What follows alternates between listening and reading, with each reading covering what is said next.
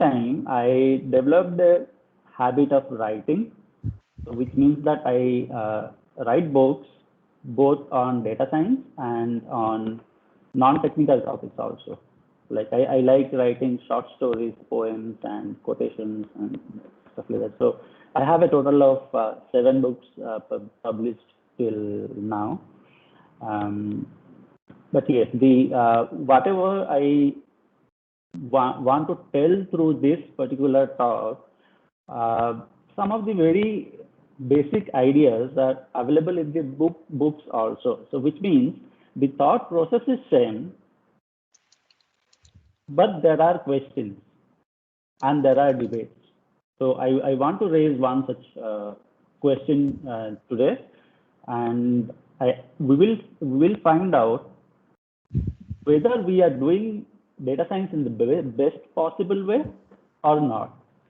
And my data scientist audience and viewers, feel free to add your points, feel free to object, and stop me whenever you have a doubt.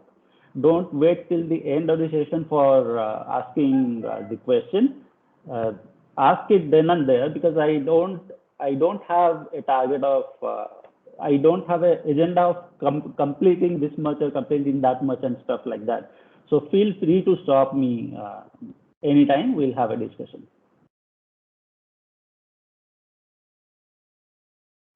Yeah, so over to you, Sarvani.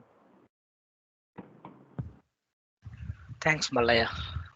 So we have around 20 people. We can get started. Sure. You can share your screen and then proceed. Yeah, let me share my screen.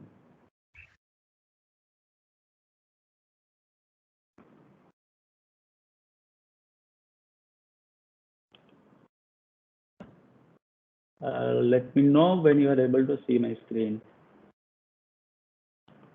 Yes, we see it. You're able to see, right? Yep. Okay, so this will be interesting to talk about.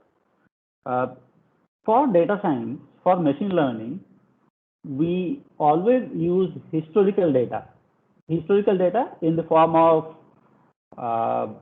data sets, rows and columns, in the form of variables. And that becomes the basis of our model that we build. That becomes the basis of the model's performance in predicting the future. Okay, so the issue that I'm going to raise here is that historical data enough? Can we believe on it blindly? Or is there any different way of data collection and data gathering which should be done in order to get a better outcome? So we will talk about that. We will talk about that in another 7 to 10 minutes. Before that, I wanted to, I just wanted to show you the agenda. We will talk about what's so special about data science. Why are people and organizations crazy about it now? And we will talk about an example. So it will be a very basic example. So you'll understand what machine learning means. And we'll talk about few stuff like predicting the past. What do we mean by predicting the past? And the most important topic would be, as I already highlighted, will be the output versus outcome. Whether we are okay with the output, or we have to go 1 or 2 steps ahead and achieve the outcome to be able to build a good model and good solution. And then we can talk about it, data science flow. I just wanted to show a flow of how data science happens. What are the various stages and steps of a data science project? And then there is a surprise poetic quiz at the end of the session. Okay, so would anybody like to ask anything before I start? And as I said, feel free to stop me in between while I am speaking. so that we can clear any questions or doubts then and there, and then we will go ahead. I don't have a target of completing 10 pages or 20 pages for the discussion. I just want some interesting discussion. Okay, so the special thing about data science is, in all definitions all over the internet, we say that machine learning is something which does not require explicit programming. What does it mean? And to be honest, it took around a year or so for me to realize why do we say that there is no explicit programming required? And this slide talks about that. Look at the first picture. Usually what happens, we have the inputs, we give a relationship between the input and output, and we get the outputs. That is the normal sense of traditional programming, and that is the normal sense of that is the normal way in which things work. But in machine learning, the difference is we give the inputs, we give the outputs. The relationship between the inputs and the outputs is determined automatically by the algorithm. And why is this relationship important? Because using that relationship, we will be able to predict any output for the future. So this is the sole difference between traditional programming language and machine learning. And when I say, I'll show you how input looks like, how output looks like, and how the relationship looks like. Let's say, for example, Yeah, this is Pradeep. And so, like, just a quick question here. What do you mean when you say we give the input and we give the output also? What do you mean when you say we give the output? Yeah, I'm telling it right here. I am showing it right here on this slide. Okay. When we have the inputs 1, 2, 3, 4, 5, 6, and we have a relationship y equal to 2x, x is 1, 2, 3, 4, 5, 6, 5 equal to 2x. So what will be the outputs? 2, 4, 6, 8, 10, 12. Now, what we will do is, I will provide 1, 2, 3, 4, 5, 6. I will provide 2, 4, 6, 8, 10, 12. Because this is the data from history, so I know what has gone in as the input. I know what has come out as the output. Now, machine learning, what it does is, it finds out the relationship. So y equal to 2x will be the relationship output of this machine learning algorithm. But check one point, be clear on one point, that it will not always be so perfect. Because whenever the input is 1, the output might not be always 2, it might be 3 or 4 sometimes. So which means y equal to 2x is, or that relationship is just an approximation of the relationship between the inputs and the outputs. So, and that is why in real life, we have models and relationships created which have an accuracy of, let's say, 70% or 80%. That's why it's never 100% accurate. If it is 100% accurate, then we are not doing a machine learning model. We are executing by, we are calculating by rules and formula. So that is the difference. Does that answer your question? What is the meaning of providing outputs as one of the inputs in machine learning?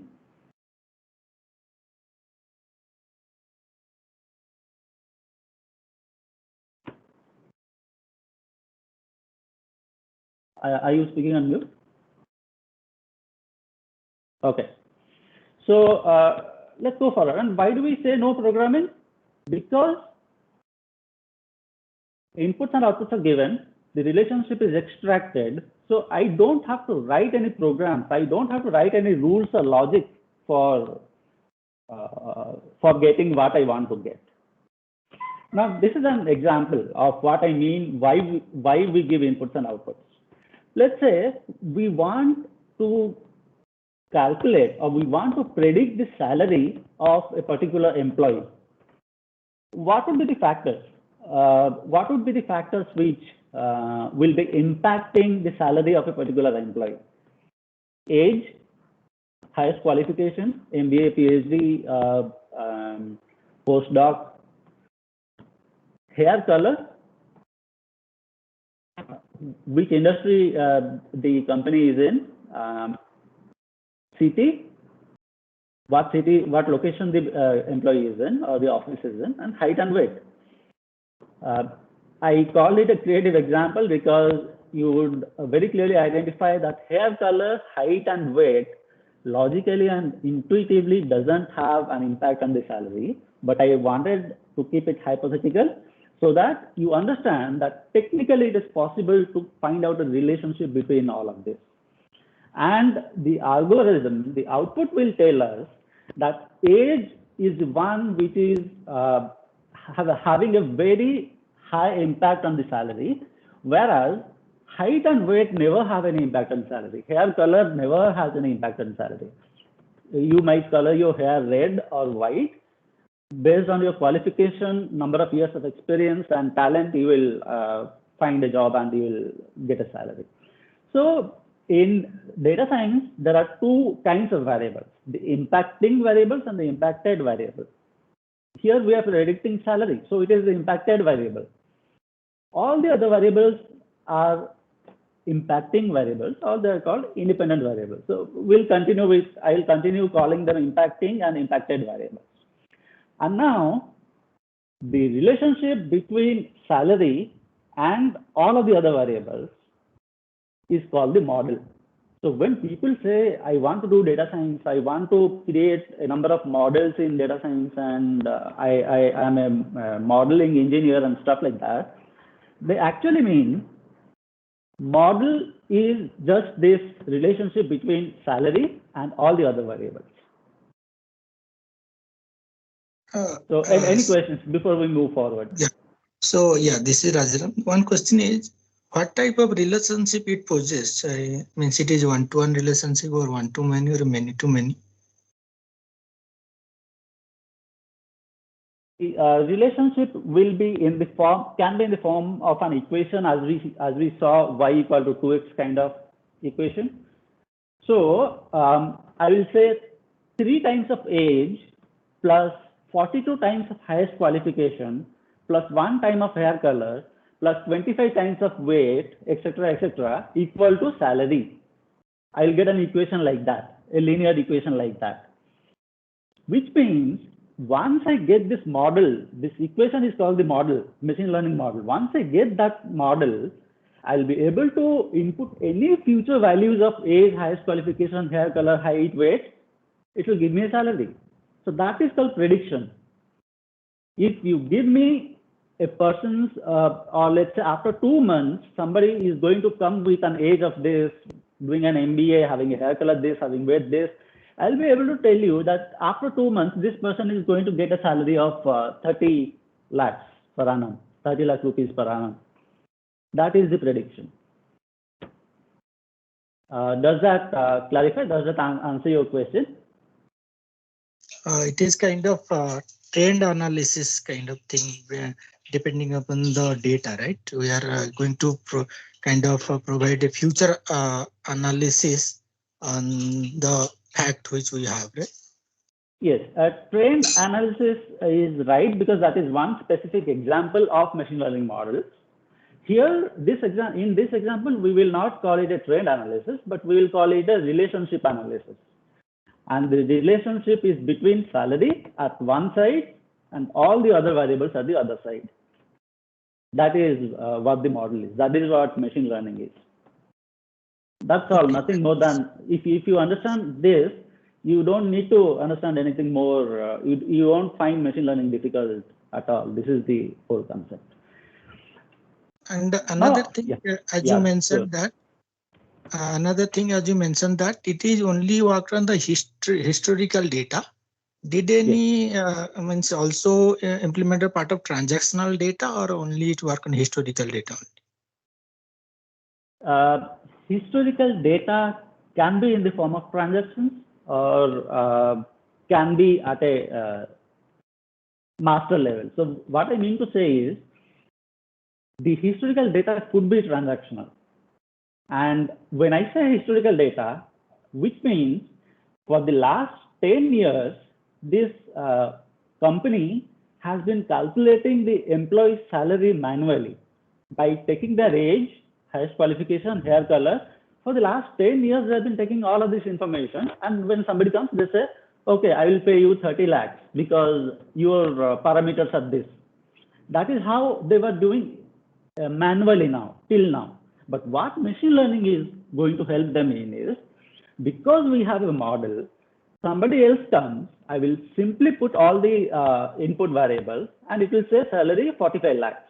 The machine learning model will recommend a salary for that particular employee of 45 lakhs. And then it depends on the manager or it depends on the company, organization to decide whether they want to believe the machine's output or not, which means that they want to give 45 lakhs or they want to reduce another 3 lakhs and try to negotiate for a 42 lakhs salary. So data can be transactional. Historical data as in the things which have happened in the past. And mostly in the past, we have done things manually. We have not used machine learning. That is what I call historical data. We'll see more examples. Does this answer your question? Yeah, got it. Thank you. Yeah, we'll see more examples. And this is a tricky concept.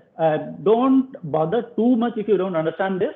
But the idea is, we have the model because we want to predict something in the future. We have the model. You want to tell me that after 2 months, there is this employee coming to our company, how much of salary should we give? The model is able to tell you, give him 60 lakhs per annum. That is called predicting the future. And what is predicting the past? It's an oxymoron, right? I mean, how do you predict something in the past? Which means that because I have the model, I have the power to go back in history and use any input record or any combination of the input variables to be able to tell you the salary. Which means if you, let's say I have collected information data for the last 10 years, and somebody comes and says, 15 years ago, there was a person who had age of this, height of this, hair color this, height, weight, and all. 15 years ago, there was one person. Can you tell me his salary? The model will be able to predict that also. That is what I meant by predicting the past. But it's an oxymoron, and it was just to have some entertainment while we are having the discussion. Okay, this is the actual problem statement that we are going to talk about, and this is what I wanted to highlight today.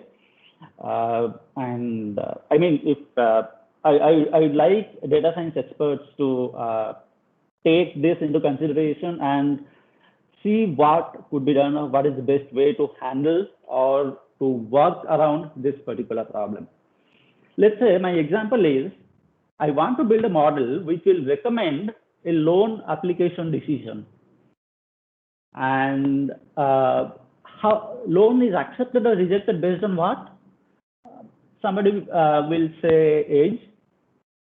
Somebody will say salary in lakhs per annum. And then we have family size, whether there are 10 people in the family or 25 people in the family. Should I give a loan or shouldn't I give a loan? And then location. Is it Chennai? Is it Bhubaneswar? Is it Mumbai? Is it Bangalore? If it is Bangalore, might be we have to give a higher loan because the cost of living might be higher. If it is Mumbai, then definitely you have to give twice or thrice of the loan approval. So, which means this is the historical data, and the bank manager has been doing it manually for the last 2 years. For the first person, he said, I accept the loan. I accept the application. For the second person, he had accepted. For the third person, he had rejected. For the fourth person, he had rejected. This is my historical data.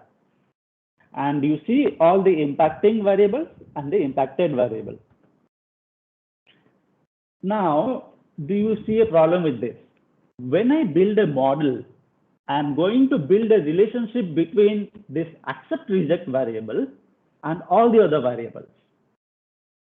And when I want to predict the future using that model, a new application comes to me with all the input variables, and my model says, no, reject it. it's not very credible. His salary is very low. Don't approve the loan. Reject it. But my question is it right? What is the extent? What is the rightness of that, correctness of that recommendation that rejected? It depends on what has happened in the history. Because when manually things were done, for Chennai, it was accepted. For the first person, it was accepted. For the second, it was accepted. What if I say for the first person, it was accepted, but it was a big mistake? After 6 months or after 1 year, he started defaulting on his EMIs, installments. It was a big mistake for the bank. But we are not capturing that. We are simply saying in history, the acceptance was there. In history, the application was accepted. In history, this was rejected. And hence, our model captures all of that information in the history and exactly tries to replicate that. So the question here is, what is the way to work around this? Because I cannot believe on my model now. Because if my historical data in history, if the bank manager has been only 50% correct, 50% of the times correct, and I build a model which is 100% accurate, my overall real life accuracy of prediction will be 50%, because the historical data itself is 50% accurate and 50% inaccurate. So what we'll have to do, instead of stopping at accept or reject, let's say we introduce two more variables, which is, now this is the same table, but I have included two more columns, the two rightmost columns, the extent of rightness and the derived accept and reject variable. So in that case, whenever manually in history 5 years ago a loan was accepted, I will not take it blindly as accept in my data.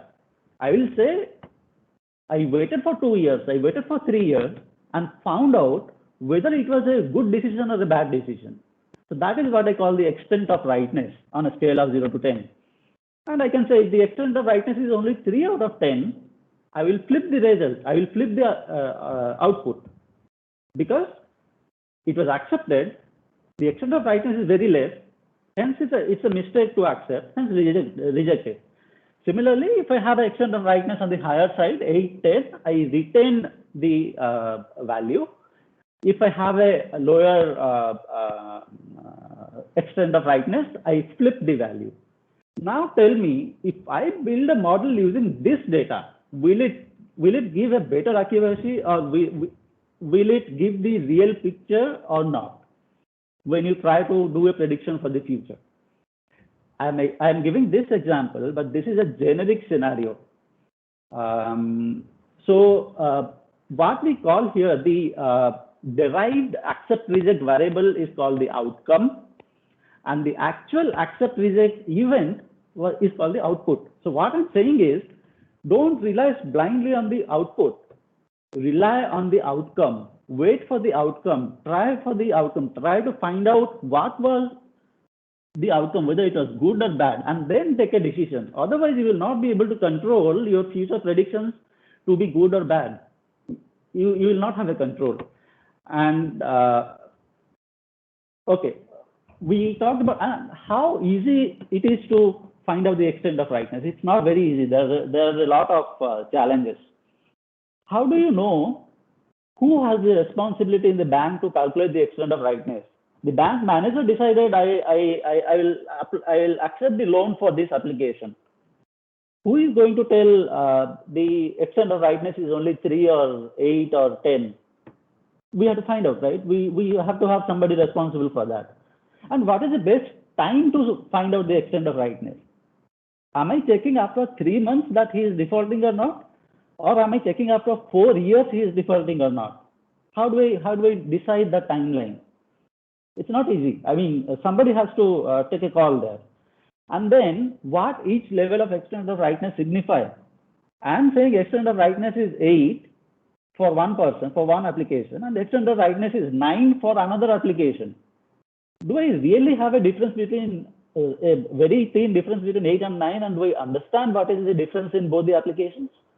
This is the problem.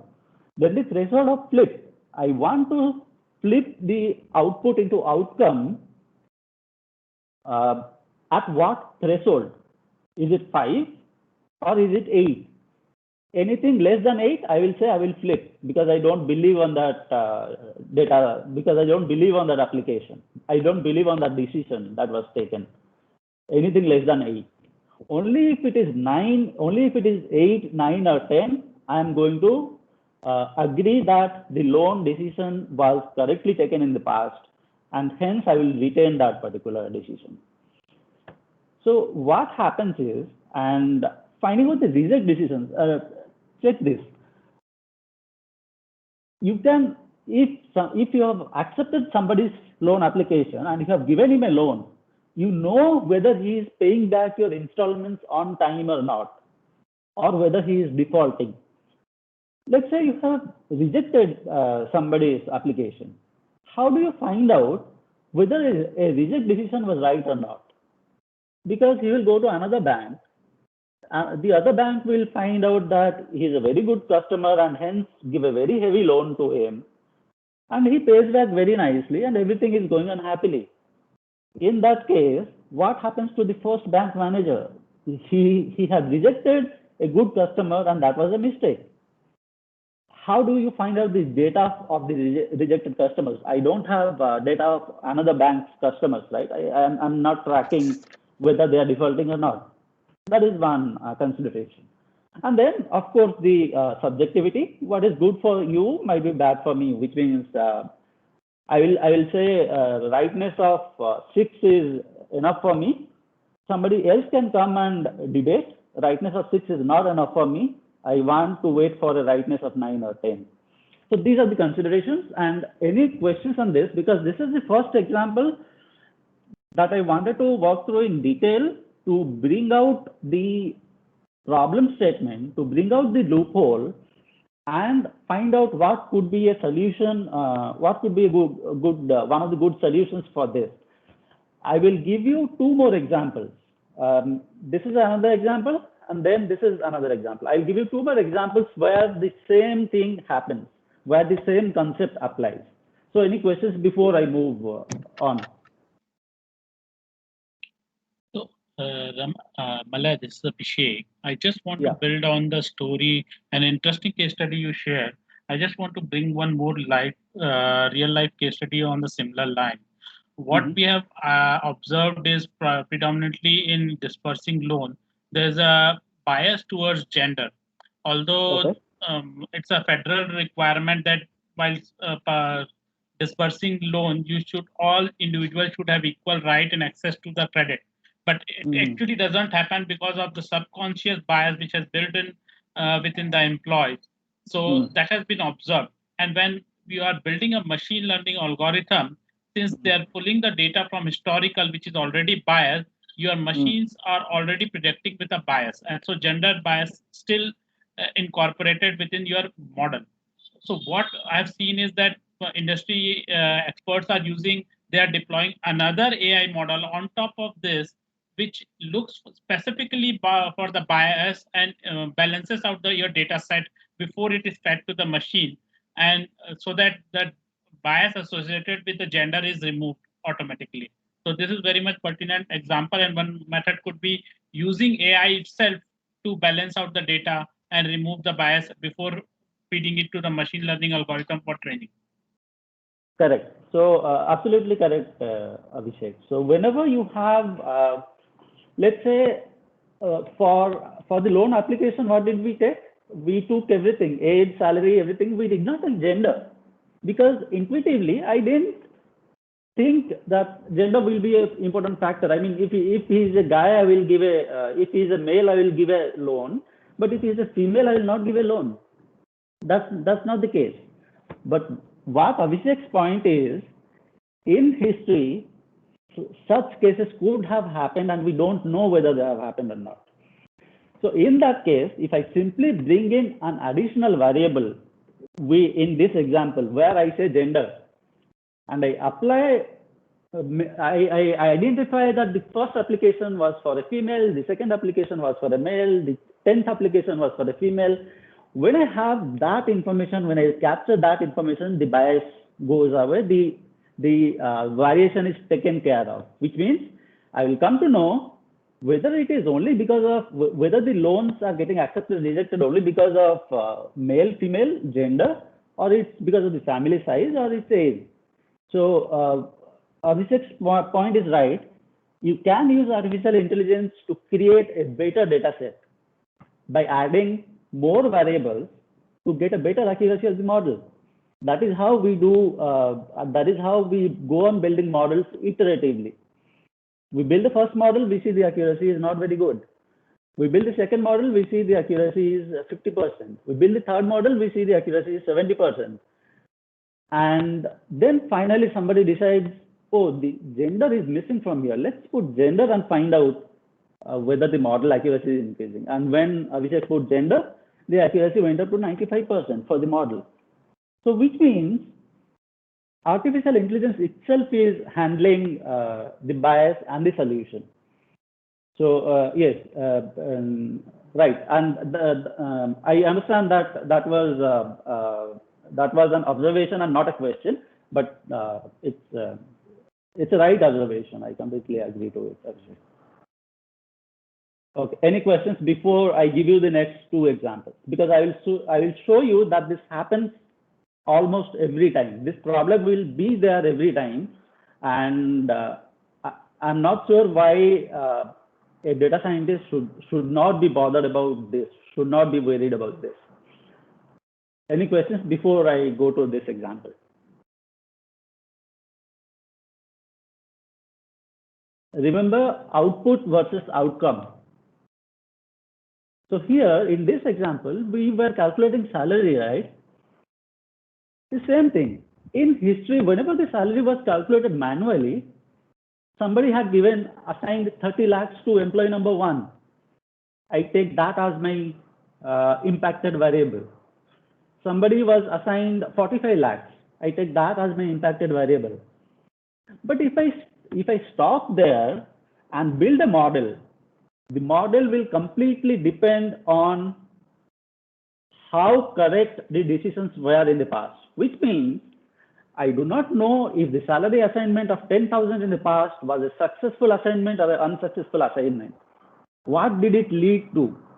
Can I wait for another 2 years and find out, because I reduced the salary of this particular person, other companies also started reducing salaries of their employees, and hence an economic slowdown happened in the whole of India.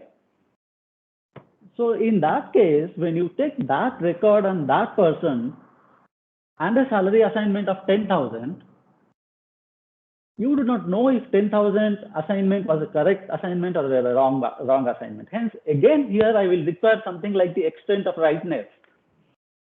And if the extent of rightness is 10, I will say, okay, 10,000 was good. If the extent of rightness is very less, 2 or 3, I will say, no, 10,000 was bad. It led to economic slowdown of the whole country. Don't ever reduce the salary of an employee like this. So the idea is that we should focus on the outcome and not on the output, because we don't know if the salary assignments were correct and to what extent. And the same set of challenges will be available here. You don't know if it is an incorrect salary. If it is an incorrect salary assignment of 10,000, then what should be the correct one? Is it 12,000, 15, 20,000? How do you determine that? I don't know. We don't have an answer for this, but these are the questions for which data scientists should think and find out the answers for. Similarly, another example. That was predicting the salary of an employee. This is predicting the price of a house. Now, tell me, what are all the factors on which the price of a house will depend? It will depend on the location. It will depend on how old is the house. Is it 15 years old or 20 years old? It will depend on the locality, as in the crime rate in the locality. If I hear about a lot of thefts and antisocial activities in a particular area, I will not be ready to take a house there, even if it is of a lower price. So I'll have to further lower my price. Hence, crime rate in the area also impacts the price of the house. How many hospitals are there? How many schools are there nearby? And how many number of rooms the house has? What is the area of the house? Is it 1800 square feet? Is it 2500 square feet? Based on all of these factors, the house price has been decided in history manually. Now tell me, what is the confidence that the first house price prediction of 75 lakhs for the first house was correct or incorrect? If I base my whole model and the prediction on only this much of data and this much of information, I am completely dependent on the historical correctness and the historical success. But I don't want to depend on that. Hence, I want to find out an extent of rightness. I will introduce another variable called extent of rightness and say the extent of rightness was 10 out of 10 for this house. Hence, 75 lakhs was the perfect price for this house. Hence, I will take 75 lakhs. That is a successful history. When you do this exercise for all the records in your history, for all the houses in your history, you will find that the amount of truth and the information and success in that historical data is 100%. Because whatever was supposed to be not successful, I have flipped it. I have changed it and tried to make it more successful.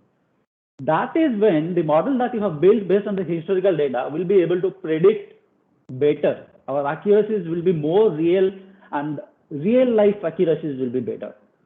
So when next time when I use a model which has the outcome and not the output, and which includes the extent of rightness of the historical decisions, if it predicts 90 lakhs for a house, I'll be very confident that it's almost 89 lakhs, 92 lakhs or something like that. 1 or 2 lakhs difference. It might not be 100% accurate, 1 or 2 lakhs difference. But now I have a very high confidence on my model, which I did not have earlier.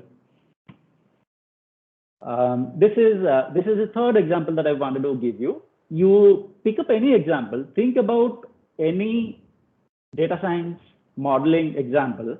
I will be able to tell you that you have to consider the outcome and not the output, and you should not stop at the output to build your model.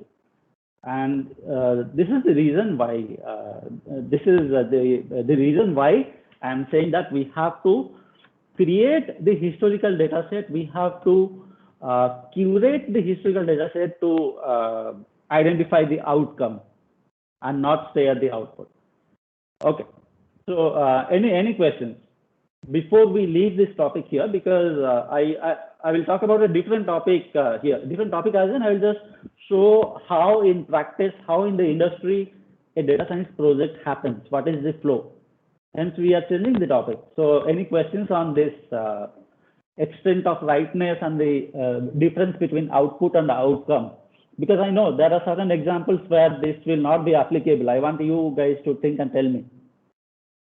Yeah, one thing, suppose this price of the house, suppose one specific city or specific state, a government have provided a facility to where the stamp duty or property tax, all the three got reduced. So depending on that also price of the house can be revised, right? So this is the, suppose this is the current decision taken by government to stamp duty or registration fee, all the things minimal, kind of reduce all the things. So that current information as a data, means a machine learning language, taking the historical information. Suppose current situation, this government provide this facility. So can it will consider in the price of the house in the machine learning algorithm? Or suppose the situation come like COVID like situation come, that also impacted the business. People are not spending money to buy a house, all the things. So that also kind of current situation. Can machine learning take this data to calculate the price of the house, or only depend on the historical data?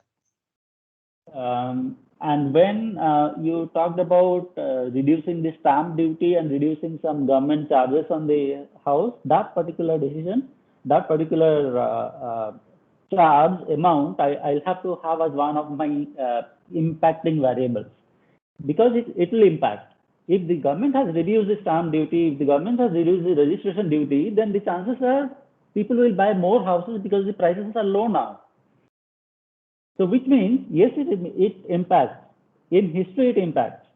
But the second example which you gave on COVID, I would like to keep COVID aside from machine learning, because COVID is an exception. I mean, 2 years ago, whatever machine learning you do, whatever prediction you do, would you have ever predicted that there will be a scenario like this, COVID for 1.5 years and the economy will go down and stuff like that? So those are exceptions, and those are very rare events which data scientists are a little scared of. I mean, they don't deal with them very easily. We are very careful when we predict, oh, will there be another COVID after 5 years?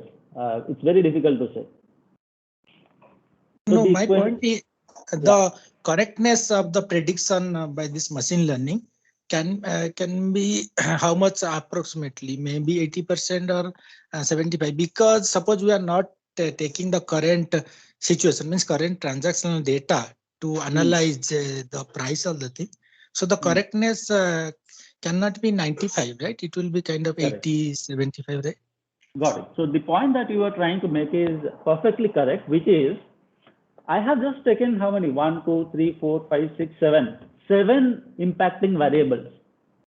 But is it all? Are there only 7 variables which are impacting the price of a house? There are another 10 or 15 variables also, which is, as he said, stamp duty, registration duty, climate, weather, rainfall. Everything will impact the price of the house. So I have not included any of them. So the point that you have made is correct, which is, if there are 15 or 20 different impacting variables, but I have taken only 5, 6, 7 of them, the rest I have not included, the accuracy will be low. It will be around 50 or 60%. But if I'm covering almost all the variables and no variables are left behind, mostly if I take 15, 20 variables for the house price calculation, the accuracy will be 90%. So does that answer your question? I guess you yes. You wanted to highlight that point, right? Yeah, so it depends on what is the coverage of your impacting variables. If crime rate was an impacting variable and I have not considered crime rate, my house prices will be wrong. My accuracies will be wrong. Because I know crime rate reduces, a high crime rate reduces house prices. That is the domain knowledge we have. Any other questions?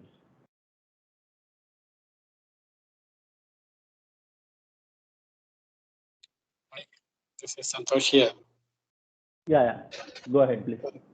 Yeah, just another question on the extent of rightness. So while I understood the concept that in any variable, we need to determine the extent of rightness of that parameter. But then typically we get all these data sets from XYZ sources, right? And of course, the sanity of the data set is most vital when we are determining or using it for any modeling. But then when you are determining this extent of rightness, that again, where do you think that input will come from? And don't you think there could be a bias involved when you determine the extent of rightness itself? Yeah, that's why I very carefully pointed out the challenges in calculating the extent of rightness. These are the challenges. It's not very easy to solve this. And as you pointed out clearly, if I have a historical data, I have not already collected the extent of rightness. How do I sit now and do it for the last 10 years? I find out 8 years ago a loan was approved, and I will study the next 3-4 years after that, and I will decide that the extent of rightness was very low. That is the only way you can do that, right? But is that a possible activity? Is that not a very tedious activity to do? So what I'm saying is, in data science, the way we are using historical data has a challenge. I challenge the existing process and the existing confidence on the historical data based on these lines. But at the same time, I do not have a solution. Extent of rightness is just one example to tell you that historical data could be unsuccessful. Do not base your complete machine learning model on historical data blindly, because if history is bad, your future will be bad. So if history is good, your future will be good. So does this mean that I can never do anything better than history? If manually decisions were taken earlier for loan accept or reject, and I have a machine learning model, if I don't take the extent of rightness, if I don't consider the outcome, whether it is successful or not, how my machine learning model will perform better than history, how the future will be better than history. I will make the same, my model will make the same mistakes in future.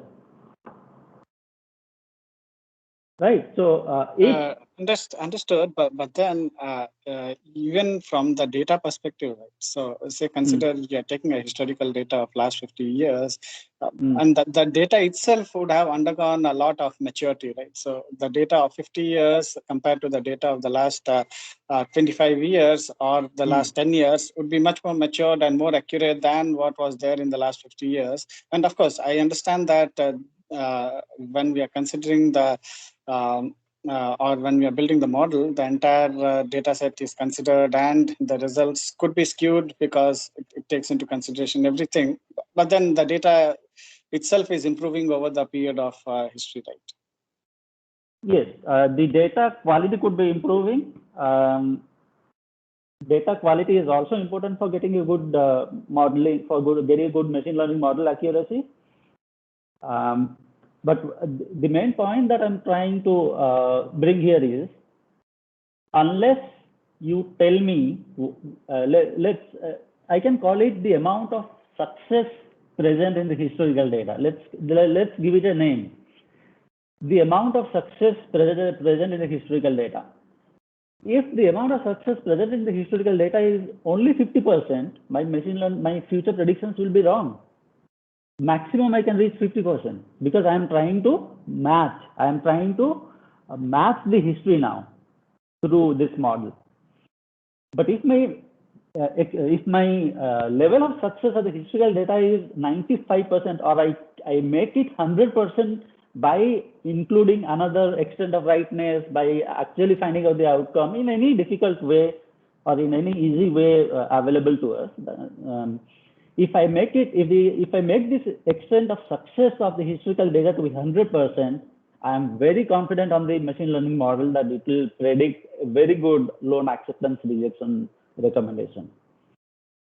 So that's what I'm trying to say. And your thought process is correct. Your thought process is correct. Data quality is improving, but what I'm saying is, you have to determine the amount of success available in the historical data. If history was bad, don't give me that data and build a machine learning model to make my future bad. That's what I'm saying. Understood. Thanks. Any more questions?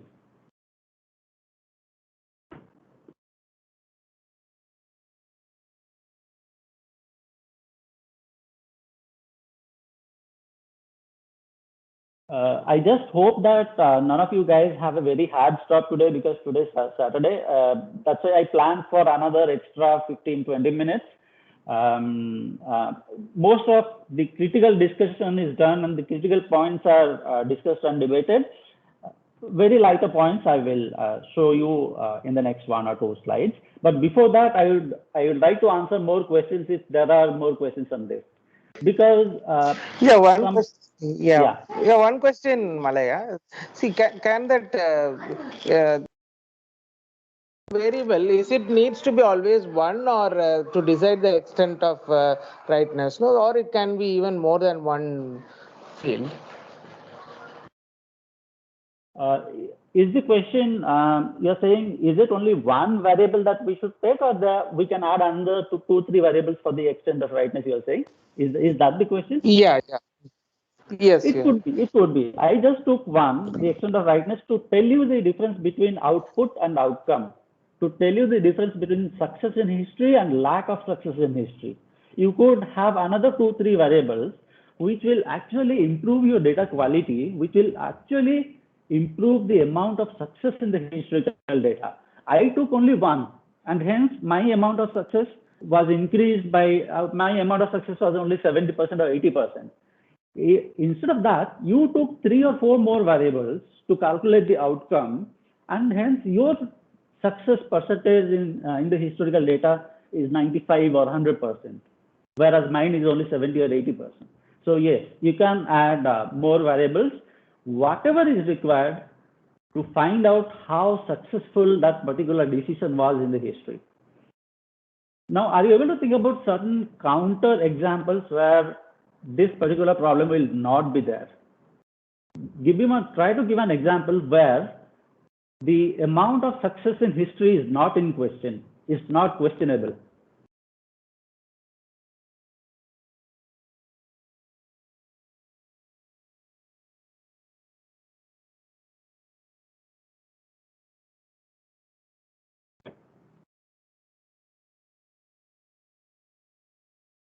Try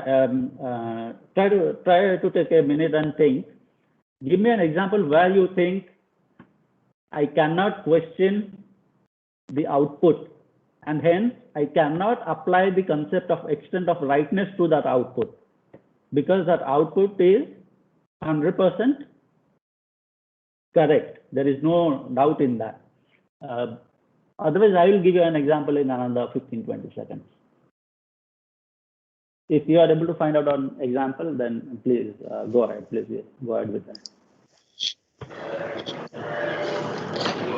Yeah, might be the prices of the groceries and other things. Those are all like fixed prices. No, they don't keep changing a lot. Our essential items.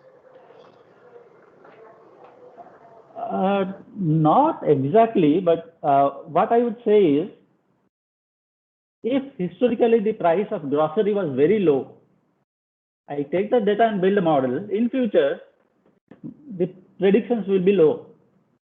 I cannot take a low price historical data and build a model which will predict very high grocery prices. So that's not the best example. But what I am trying to tell is a scenario where the decision is not questionable, which is, let's say, for example, defaulting, as in this example, in the loan accept rejecting,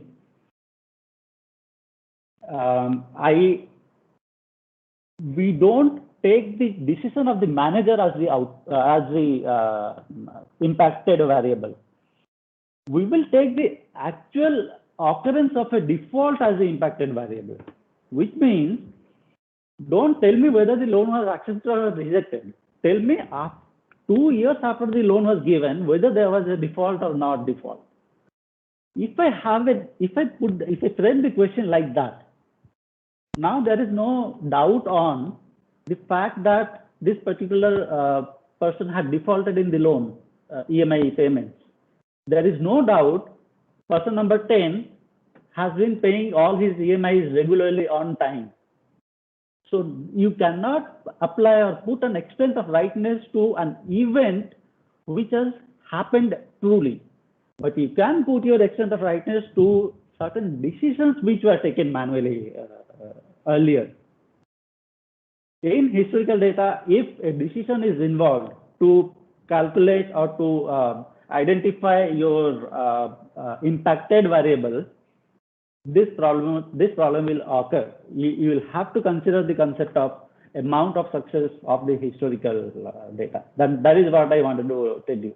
So you can frame a few other problems where decisions are not involved, only events happened, and there is no doubt in that event happening. There is no doubt that after 2 years this person had defaulted. I will take that as my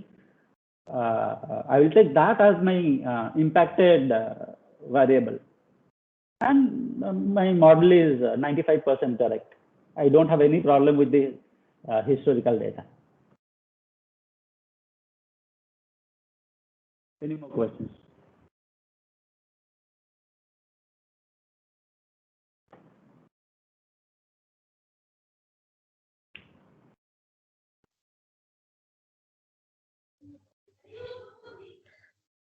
Okay, or we can go ahead if there are no more questions. Okay, so this I just wanted to show you for general information on how a data science project is carried out in the industry and what are the various flows. So you see the overview, right? The overview as in you, let's say that is the starting point. I have a business problem statement. Somebody says my sales is going down, sales are going down. Somebody says my revenue is going down. Somebody says I need a recommendation for predicting house price. So these are all business problems. Let's say, for example, I said the manager comes and says for the last 4 years, the sales of this particular product of this company has been going down every year. That is a business problem. And the next thing I have to do as a data scientist is the business problem replicated or confirmed through data? Do I have data which tells this? If data is not there, I cannot solve a problem through analytics. If the data is not there, then there is no analytic solution, and you go to the right, towards the right of the chart, right of the flow, where I say you can have a non-analytic solution, but you cannot have a data science. You cannot have a data science solution because the business problem that the manager is talking about is not reflecting in the data that is collected and stored in the database. Hence, let's assume where we have the data, we have to convert the business problem into an analytics problem statement. The business problem is sales of the product is going down. Analytics problem statement could be what could we do to improve sales? Can I predict the best product for a customer when I'm going to approach that customer? So that is an analytic solution. Can I find out certain insights out of my data exploration and give a solution for that particular business problem? So when it is confirmed through data, you can go ahead with converting the business problem into analytics problem statement. Then you do your data collection, you do your data preparation.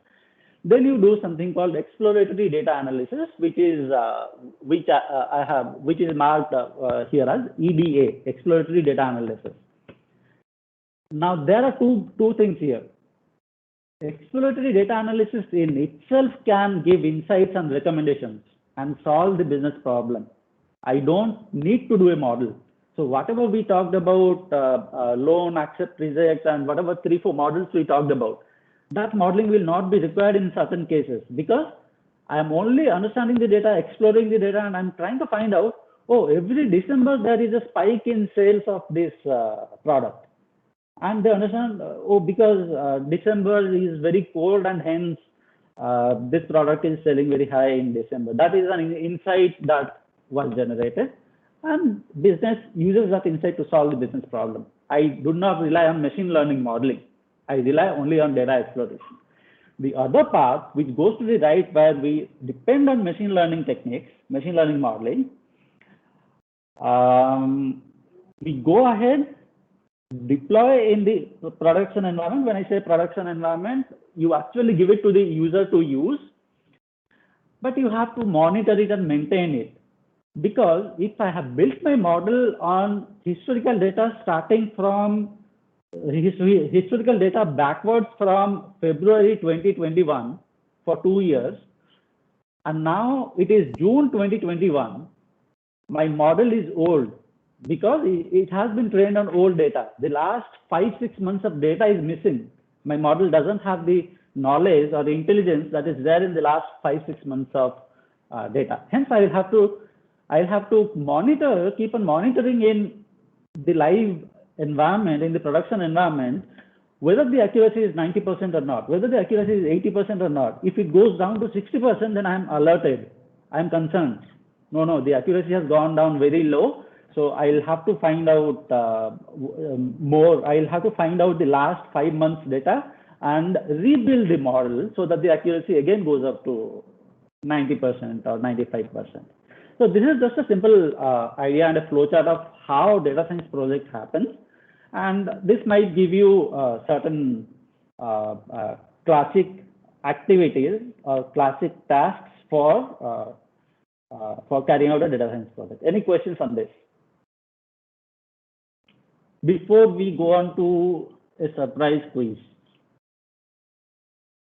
there is a quiz for all of you. So we'll go on to the surprise quiz. But if there are any questions before that, you can let me know.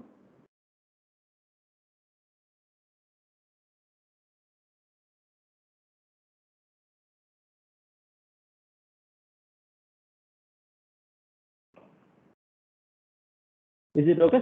Shall we go ahead?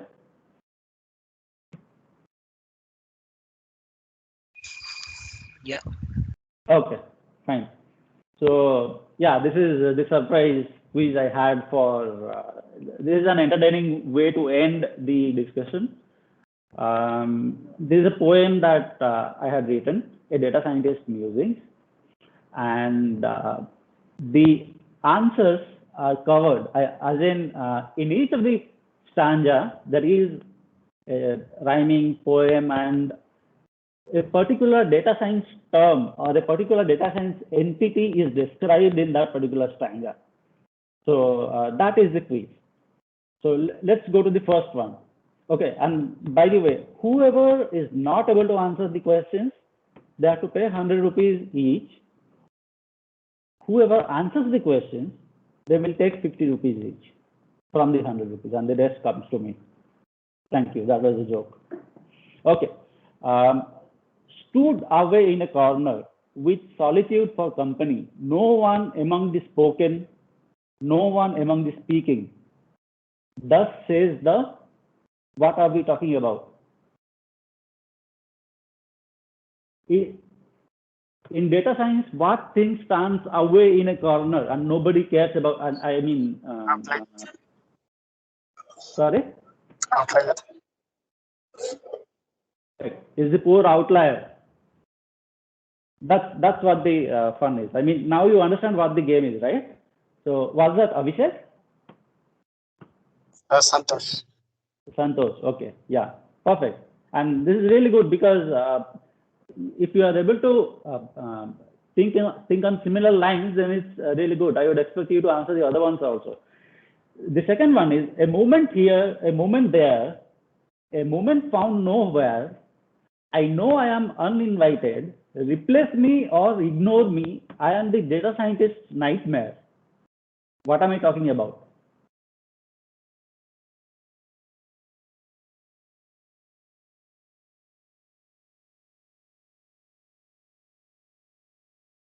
What thing is there? What thing is not there? What thing is not found in a data set?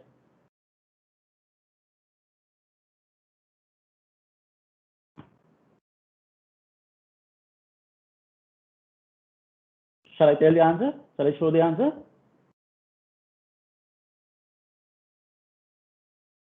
Last 5 seconds. Somebody take a shot.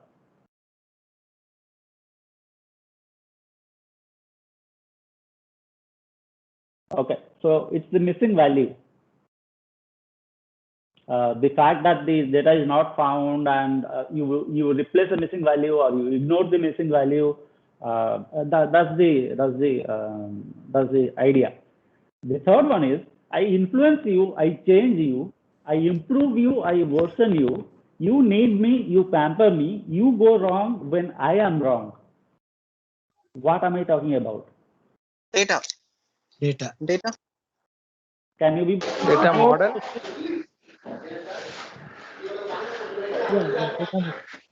Yeah. Data model. Yeah, data sounds like a good answer, but can you be more specific what we are talking about? Input data. Yes. Historical. Perfect. Is the independent variable, the input data. So because if the input data goes wrong, everything else goes wrong. So that is what I'm trying to say in the poem. Okay, good. This was a good answer. The next one, I tried too much. I learned too much. Don't feed me data unseen. I may not bring justice to the story knife. Not once, not twice, but thrice. What are we talking about? I learned too much. The data model? What kind of a data model? What kind of data models learn too much? What do you call them? Is it algorithms? Different algorithms we have tried and. No, sorry? We're talking about overfitting? Yes, overfitting data. Perfect. Overfitted model. Because a model which learns a lot excessively from the training data, it's called overfitted data. The concept is a little different. It'll be difficult to explain it now, but just keep in mind that there is a concept of overfitted model, which is not a good model. The next one, I look the same across all classes 9. I'm sorry, I cannot help this time. No influence on the variable dependent with such a low power predictive. What am I talking about? Impacted variable.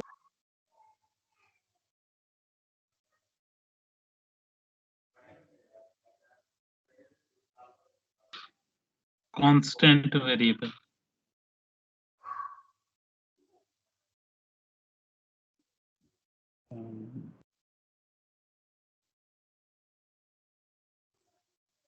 Okay, so shall we, you want to take more chances? Significant variable. The outcome variable. Yeah, it's the idea is, no, not the outcome variable. The idea is a variable which is evenly distributed across everywhere. So I don't remember what I called it, but I'll see it now. A variable numeric. Okay. If there is a numeric variable and the numeric variable is equally distributed across east, west, north, south, is that variable of use to me? Because it's all the directions are looking similar to me. So this numeric variable is useless for me. But if I have a completely different number, a very high number for east, a very low number for west, I will be able to differentiate and predict between east and west. So that is what the idea here is. It's a variable numeric. A numeric variable will have a very poor predictive power if it is similar across all classes of another variable.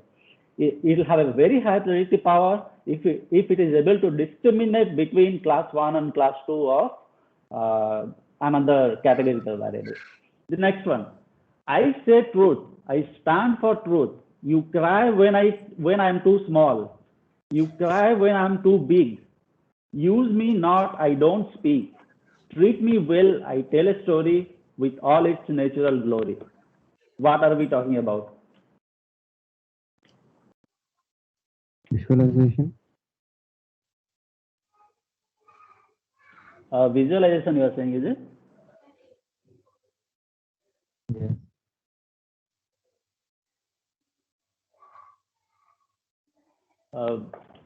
I forgot what exact word I used, but we will see. It doesn't look like visualization. Any other guesses?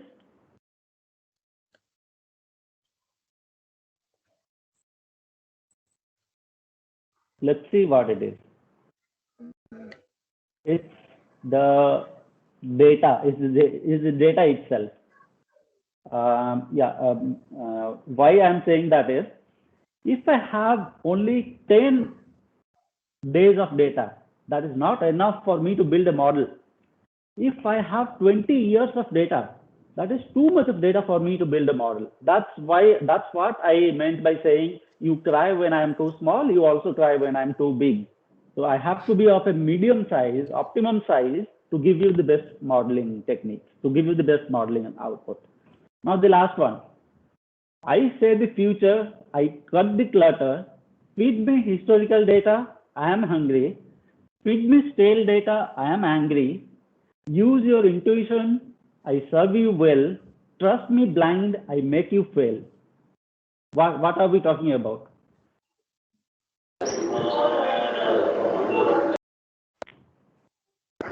Model?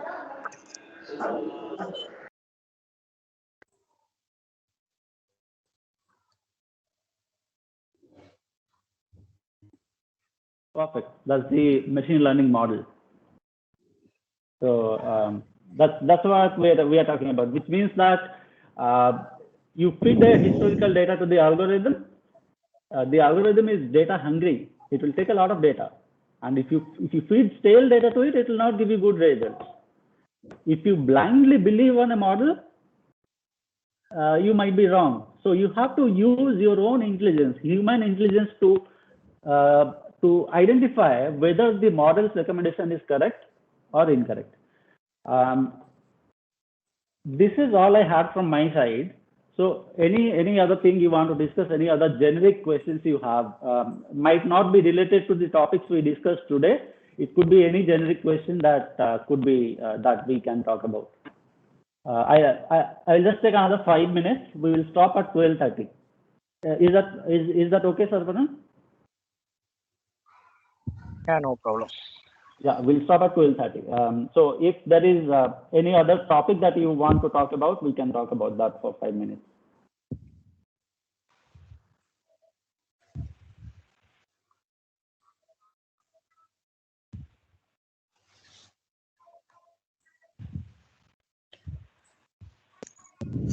Is the data analytics and the data science kind of relevant to each other, or it is a different stream altogether? Okay, these are different things for the same kind of reference with slight differences. Earlier, we were calling it data analytics. Let's say 20 years ago or 15 years ago, everybody was calling it data analytics because it had a little of art in it, which means the data analytics expert will have to take a few decisions based on certain scenarios, and that is kind of an art.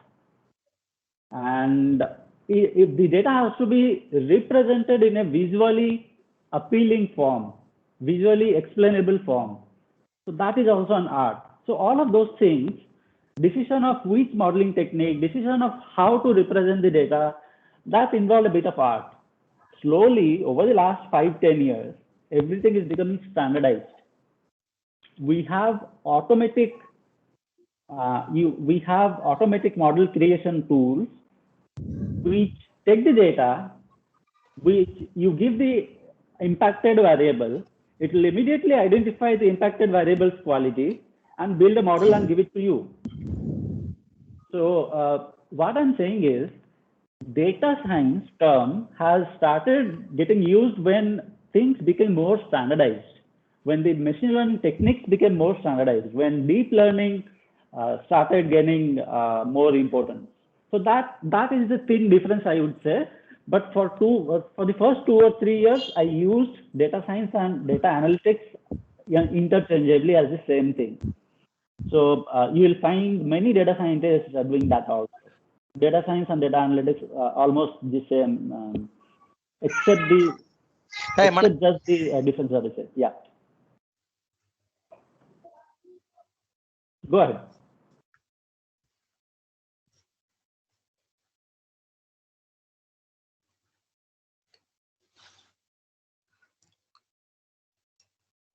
Any other questions? Somebody was trying to ask a question. Hi, Malia. This is Bhavatarini. Yeah. When you shared us the challenges in the rightness decision, you had a point where you were telling about the threshold flipping. So yes. So you showed. Yeah, go ahead. Yeah, you added a variable for extent of rightness. So that extent of rightness is manually introduced, or the model, it takes the present data by itself, and it is a self-correcting model. Extent of rightness is something which, if it has to work well, has to be done manually, analyzed manually in among the historical applications, historical loan applications, because I'll have to. The loan was accepted, but it was a mistake. for 2 years he was failing and defaulting in his installments. So the extent of rightness, to identify the extent of rightness, I have to manually wait for 2 years, or I have to study the pattern that was there, study the outcome that was happened after 2 years, an outcome based on that decision. I should concentrate on that outcome and not on that decision itself. If my dependent variable or impacting variable is that decision itself, I cannot guarantee you a good performing machine learning model. But if the impacted variable is whether the decision was success or not a success, I know how to put accept and reject. If it was a success, I will keep it same decision. If it was not a success, I will change this decision, because there are two things here, accept or reject. That's why I call threshold of flip. And how do you identify that? Is it 5? Is it 6? Is it 3? It means anything less than 3 will be a flip. Anything greater than 3 is a right decision, and hence retain it. Don't flip it. Okay. So that is what I understood. That is what I meant by threshold of flip. Okay. Here my thought process is like, why don't we plug in the present data? Say, suppose the repayment of loan every month, the person is paying it right or not. If you plug in that the current present data and make the model take into consideration the present data as well, and self-correct it with the present data as well. Like the model can got it. I get self-correct its decision. Yeah. So what you are saying is, when I said we have to go back and do all of this exercise manually, actually that could be automated also, and that could be automated because I have data for the first installment, I have data for second installment, I have data for third installment, and I see that from the 4th installment to the 10th installment, this person has not paid back anything, and hence I can write a piece of code which will tell this was a bad decision. This accept was a bad decision. So yes, that could be coded. The threshold of flip could be decided, and when I am saying that the extent of rightness has to be calculated, you can calculate extent of rightness in any automatic way or any way you want. But mind you, extent of rightness is just a hypothetical concept as of now. It's not easy, or I don't know a way to calculate the extent of rightness in all cases. Yeah. Okay. Thank you. And maybe another thought, I don't know how far it would be possible, or is in practice right now. So eventually now, if the AI and ML evolves, when models from different organizations collaborate to for a greater decisions, how do we ensure the rightness of models from each other? Do you have a more specific example? What I guess what you're trying to tell is, I have a component of a model from company 1. I have another component of the model from company 2.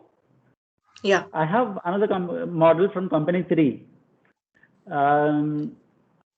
I would rather be skeptical about it, because I'm not sure if all the 3 companies are relying on the same kind of data. I'm not sure if company number 2 has recorded height of the person, whereas company number 1 and 3 have recorded the height. So a model built in company 1 by using a certain set of variables is very less likely to be exactly a replica of a model having exactly the same set of variables in another company.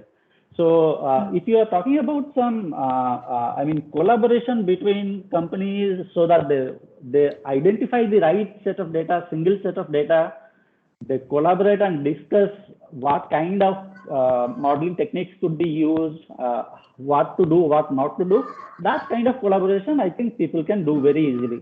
Mostly academic institutions can do very easily. But I doubt if TCS and CTS would do a collaboration like that easily.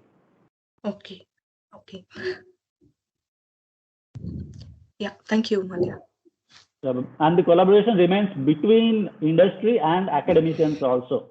That's also a good collaboration, because academicians are very strong in theory and they know what is good, what is not good. And industry people, they would be mostly concerned about the accuracy of the models and stuff like that. And if they collaborate, that becomes a very nice combination. Yeah.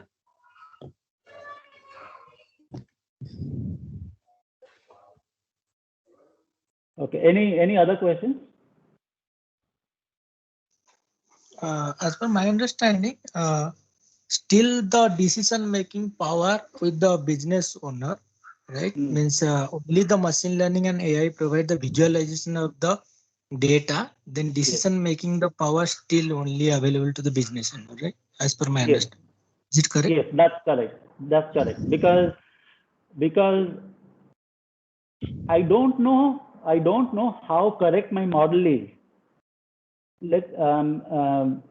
So I'll have to depend on the manager. If the manager says, no, the model is saying accept the application, but the manager thinks this guy, he doesn't look like he can repay the loan. Even though he has all credibility and his credit score is good, I don't like the way he looks. I don't like the way he wears or dresses up. And hence I have a doubt. So I will say model says accept, but the manager will say no, I reject the application. For example, just a simple example. You could find out many other examples like that. So the final decision always has to be taken by the human being after considering his experience, after considering what other factors he could consider. The model is just a recommendation. It cannot dictate, or there is no automatic assignment of outcome from the model output. That should not be done. If the model is recommending something, it should not be automatically applied to the output and the output changed. Because if you do that, the human intervention is gone. The human intelligence is gone. We want that human intelligence to be there and not give the 100% of power to the models, machine learning models. That's true.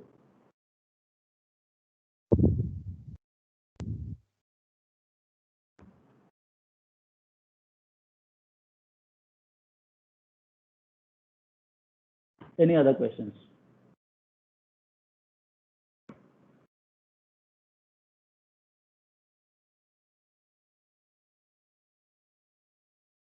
This topic is something, the challenge and the primary, the core topic of this I have discussed with few of my colleagues and friends. I'm not able to see the participant list, so I'm not sure if they're there or not, but we had a good discussion, as in there were many things I got clear on. In terms of what is the extent of the problem, what is the challenge, whether a solution is there or not, or whether we could find a solution for this or not. So this could very easily be, this I'm planning to take up as the next research topic for the next research paper, to publish the next research paper. So yeah, I'll have to do a lot of reading on existing articles and existing literature on historical data. But I think through Saravanan and through TechPod, I can be connected to you guys. I will stay connected to you guys. If I find something more interesting or find something different than what we discussed today, I will share that with you. Sure, Malaya. Saravanan, we have their mail IDs, is it? Which mail ID, Malaya? Participants. Is there any way we can reach back to participants through email? We can post it back in the Meetup group and LinkedIn. We have a page for TechPod in LinkedIn. There we can post. Sure. No problem. Sure. So any other questions?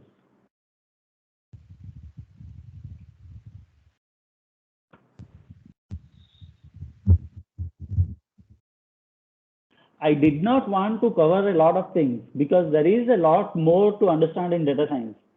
That is why I just wanted to discuss only one thing, a simple challenge, and a possible solution, but we are not confident of the solution. I myself am not confident that the solution could be practical. It's theoretical. Extent of rightness assigning is something theoretical. I don't know. There is one question on the chat. Yeah. From Subodh. Looks like he cannot talk. So, what are the factors do you consider for quality of data? Okay. For quality of data, we will have to we consider completeness of the data.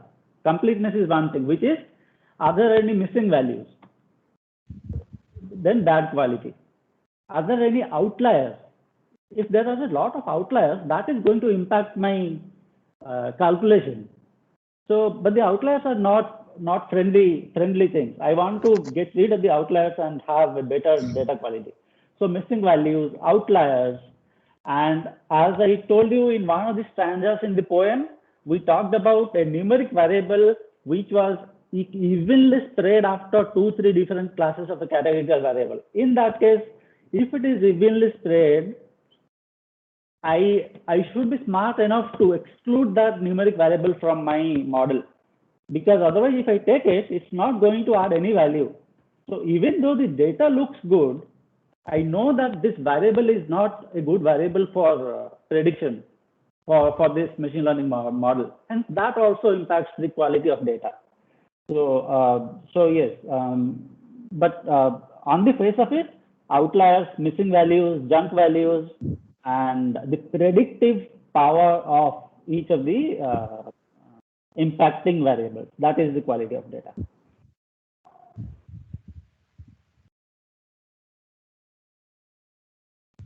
Thank you. So do we have any questions, or we can end the session? Yeah, if there are any questions, we can discuss. Otherwise, we can close it. We can close it, not a problem, because I have already taken 40 minutes more. It should not be a problem. Still, I see the participants are actually active.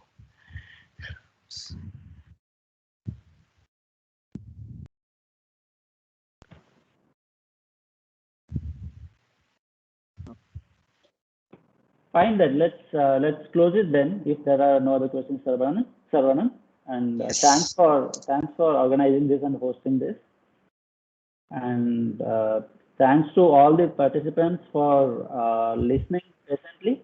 And I hope you got the message, and I hope that we continue our discussions further through whatever channel we get connected with.